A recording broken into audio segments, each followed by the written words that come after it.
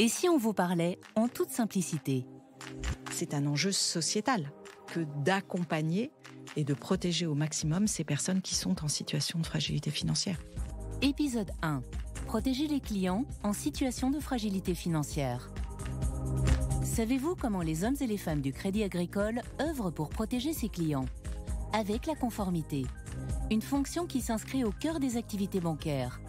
À travers ce podcast, nous vous faisons découvrir ce métier souvent méconnu, mais indispensable pour sécuriser et accompagner les clients du groupe et toute la société. Et dans cet épisode consacré aux personnes en situation de fragilité financière, on accueille Clotilde Flichy. Bonjour Clotilde. Bonjour Nicolas. Vous êtes chargée de conformité protection de la clientèle. Dans votre périmètre, on trouve donc les personnes dites en situation de fragilité financière. Au sens de la réglementation, c'est une personne soit fichée à la Banque de France pour surendettement ou pour chèque impayé, soit qui cumule au moins 5 incidents de paiement sur un mois avec des ressources limitées. Clotilde, quelle tendance on observe actuellement sur ces clients en situation de fragilité financière ? Alors on suit bien entendu très régulièrement, trimestriellement, les données relatives à ces clients.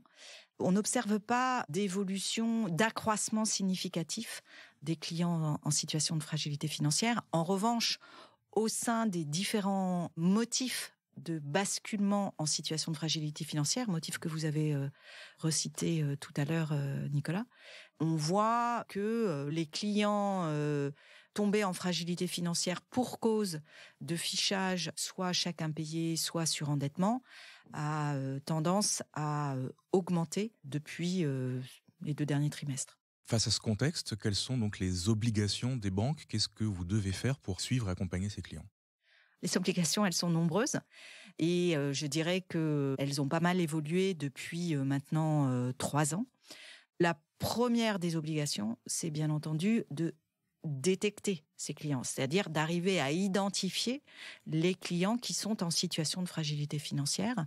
Et d'ailleurs, on se doit de détecter non seulement les clients qui répondent aux critères que vous avez évoqués, mais également on se doit de détecter ceux qui présentent des signaux avant-coureurs d'une potentielle fragilité financière à venir pour pouvoir agir en amont.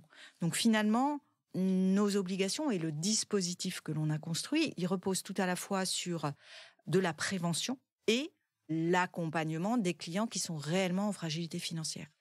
Et le cœur de ce dispositif, ou plutôt la charnière ouvrière de ce dispositif, c'est bien le conseiller. C'est le conseiller qui est au cœur de la relation avec chacun de ses clients. Oui, parce que vous, on imagine bien la conformité que vous n'êtes pas derrière chaque client. Donc, quel est votre rôle dans ce dispositif ?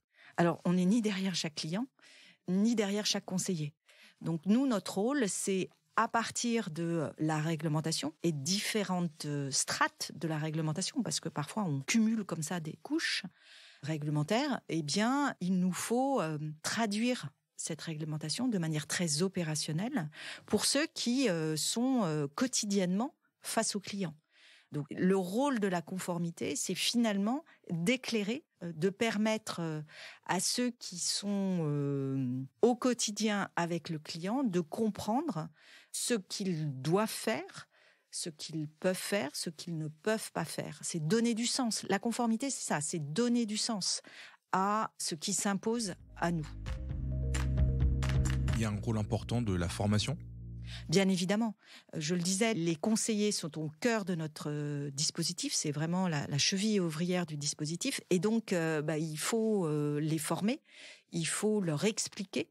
Sinon, surtout pour nos jeunes conseillers, qui parfois peuvent être plus jeunes que les personnes en face desquelles ils vont se trouver. Donc c'est pas évident de dire « Ah, monsieur le client, on constate que voilà, il y a des tensions sur votre budget, vous enregistrez un certain nombre d'incidents. » Donc là, en termes de posture, là aussi, il faut accompagner ces conseillers. Donc, la formation, c'est un dispositif que l'on construit avec différents acteurs de la banque. Bien sûr, les responsables formation, mais aussi les acteurs du marketing, les acteurs de l'animation commerciale, pour que, finalement, cette formation colle au plus près de la réalité du terrain.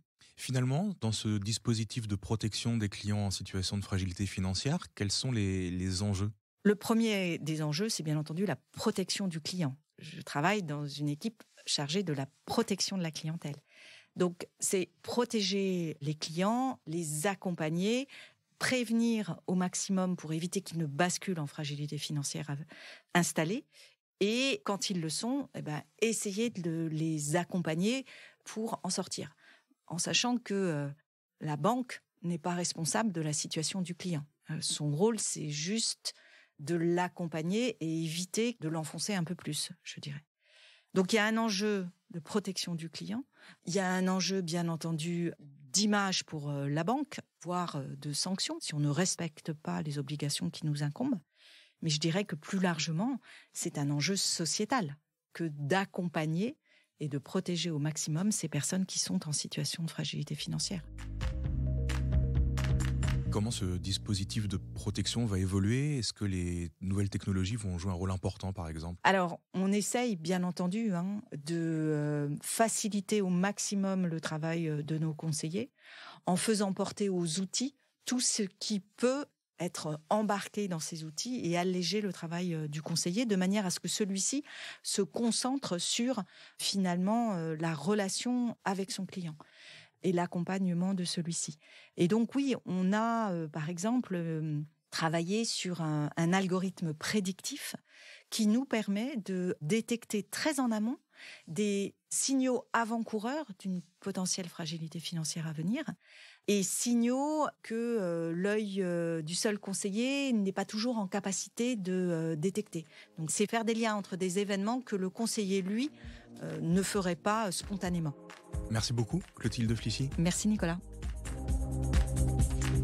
Chaque jour en coulisses, les hommes et les femmes de la conformité accompagnent les clients et toute la société. Prochain épisode, lutter contre le blanchiment d'argent et le financement du terrorisme. Et si on vous parlait en toute simplicité, le podcast de la direction de la conformité.